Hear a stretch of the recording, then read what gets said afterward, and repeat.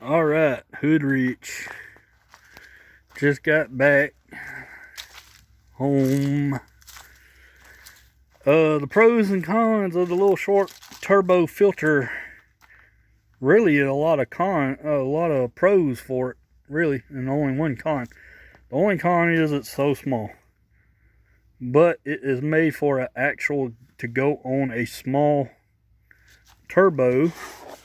There's the dimensions.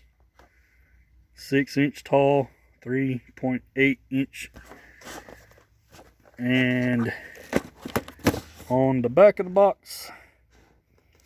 So when you guys talk about a turbo, hey, I got a 100mm turbo, whatever, housing 88, 76mm turbo, or anything like that, or piping, or in my case, mass airflow sensor.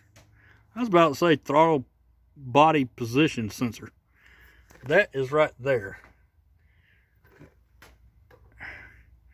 But this is the mass airflow sensor. And what I had to do when I put the big old thing on, had to take that big old booger off with the filter attached to it and put this filter right on my mass airflow sensor. And what I'm going to have to do, and that's why I got some tools sitting over there, some little wrenches. I'm going to have to loosen this up and move it back over here to the side to get some more clamping power. But anyway, I'm going to set, I guess, I set it right there, I guess, for a minute. And if I can set this camera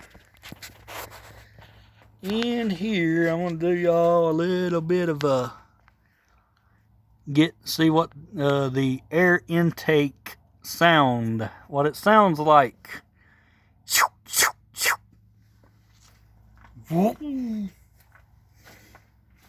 Okay.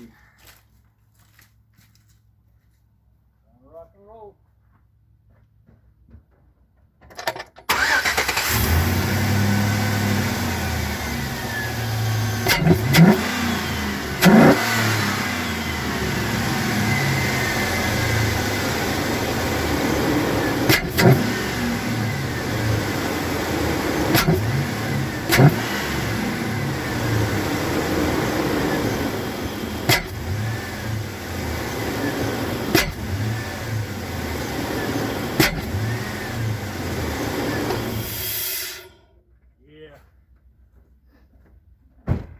Sounds good. Sounds real good. Sounds healthy. Sounds real healthy. She is sucking in a lot of air. That means she's breathing. She's breathing again. The old filter. The old big filter, you know. This one flows, you know, it flows both inside, outside. Got that from AutoZone, like $25, $26, give or take some, you know. Morely take some. Plus state tax. Good God. Alabama state tax will run you out the dang damn door.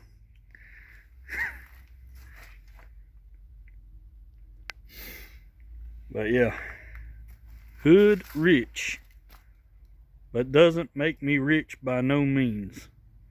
A $25 filter on a pretty much a $80 air intake, or 70, whatever.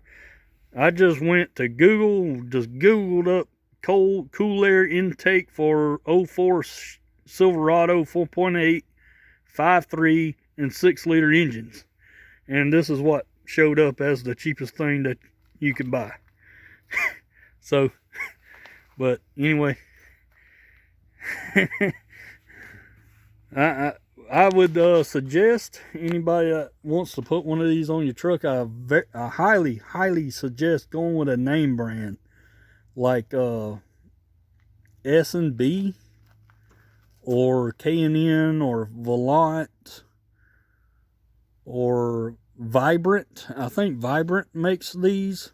it's an actual box that you have to install, kind of like this, but the filter sets in there perfectly. You can see this one does not. It's actually curved, but they make a aluminum, but you can find the plastic ones that are contour fit. It comes up this way, and then it's supposed to bend right here for this particular truck. Supposed to have a little bit of bend, so then it straightens back out perfectly. And this is like one of them cheap systems, but it works. It's only what your wallet will allow you, like mine. So when I was looking at filters today, you know, there was some more up on the price range, about $30-$40 range. I was like, ugh. And it's the same thing, same brand. It's on the box somewhere. There they are, right there. That little bitty black one is what I got, but it comes in red, gray, or white, red, white, and blue. Believe this is American made. Think so. Hope it ain't made in China. I don't see where it's made from anywhere. Looking. But anyway, regardless of that, I've used Spectre in the past on other projects with air intake systems of this magnitude, and they've always been some really good quality part for the price. I mean, for $25-$26, it's really good price, pretty good performance part. You will tell a difference in the performance of this filter. It actually made it a little bit louder, especially on the exhaust side.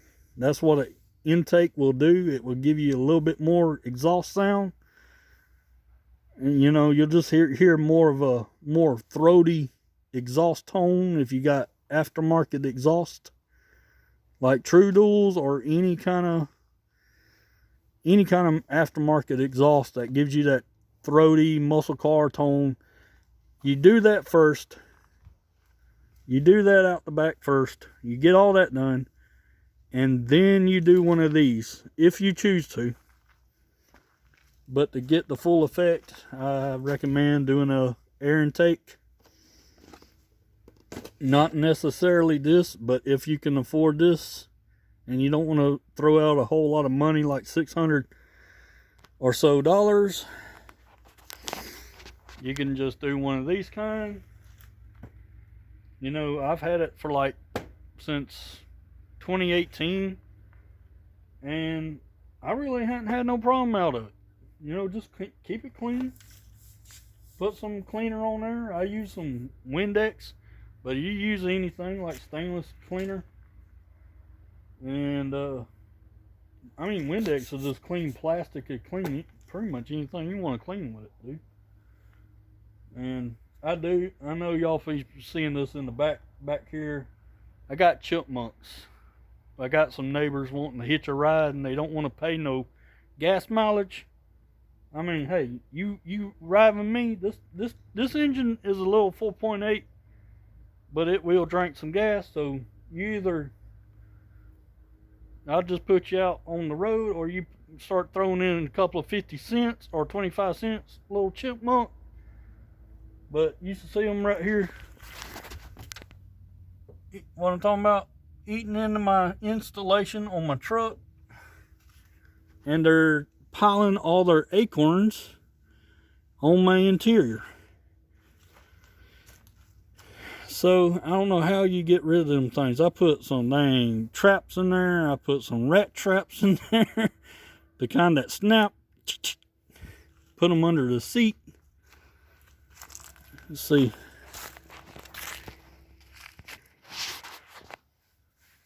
But anyway, this is why we call it. I'm going to start calling this truck. You know, everybody's got a truck, and they got like,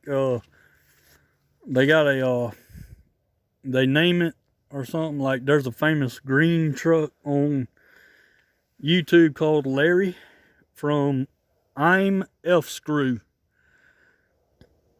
which is called F Screw. I'm F Screw. That's his name. He's up in northern Alabama, up above Montgomery, somewhere up there.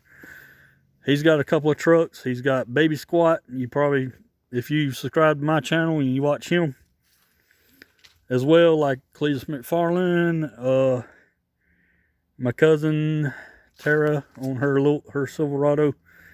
I'll probably put her description for her link to her channel, because she has the same truck as me, similar.